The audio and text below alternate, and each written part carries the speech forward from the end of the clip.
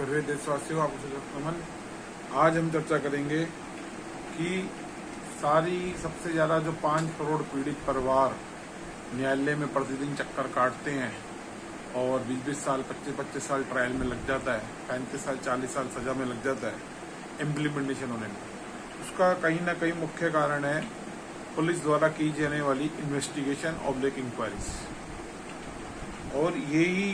जो इन्वेस्टिगेशन होते हैं, यही सारी समस्या है और यही सारी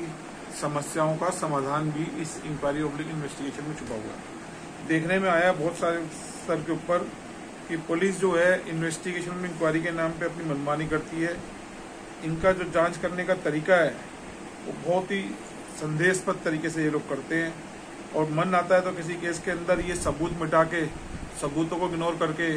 विटनेसों को हॉस्टाइल करके उसको क्लोजर रिपोर्ट फाइल करते हैं, कैंसिलेशन रिपोर्ट जिसे बोलते हैं। इनकी मर्जी होती है।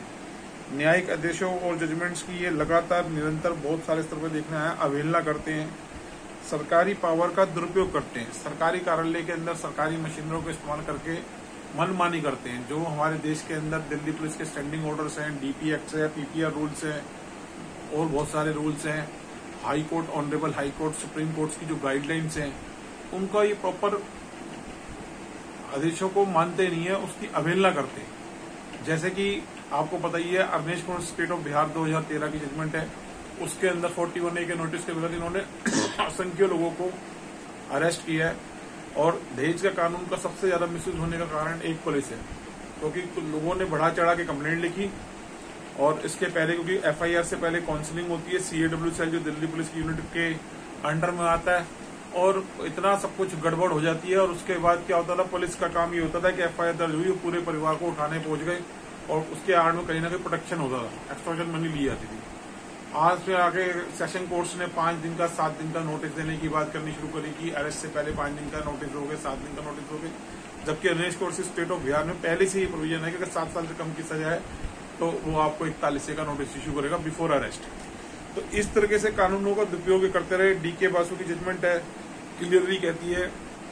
आर्टिकल 22(1) का ये उल्लंघन करते हैं, 22(2) का उल्लंघन करते हैं, 57 सीआरपीसी, 50 सीआरपीसी, बहुत ज्यादा देखोगा इलीगल अरेस्ट कर लेते हैं, 24 घंटे से ज्यादा थाने में रखते हैं। अरेस्ट करने के बाद उसके परिवार को बताते नहीं है, उसकी डीडी एंट्री नहीं, रिपोर्ट दर्ज करते अगर उसको कोई इन्फॉर्मेशन दी गई है, ताकि उसके वकील को मिलने नहीं देते जब पुलिस की कस्टडी में होता है आसानी से। ये सब चीजें जो होती हैं, ये इनकी पावर के दुरुपयोग है और इससे कहीं ना कहीं न्याय के प्रति लोगों की आस्था निरंतर कम हो रही है। तो बहुत गहन विषय है। मैं चाहूंगा कि हमारे आदरणीय महामहिम राष्ट्रपति द्रौपदी मुर्मू जी, आदरणीय सुप्रीम कोर्ट, आदरणीय high court, district session courts, सभी एमएम कोर्ट्स,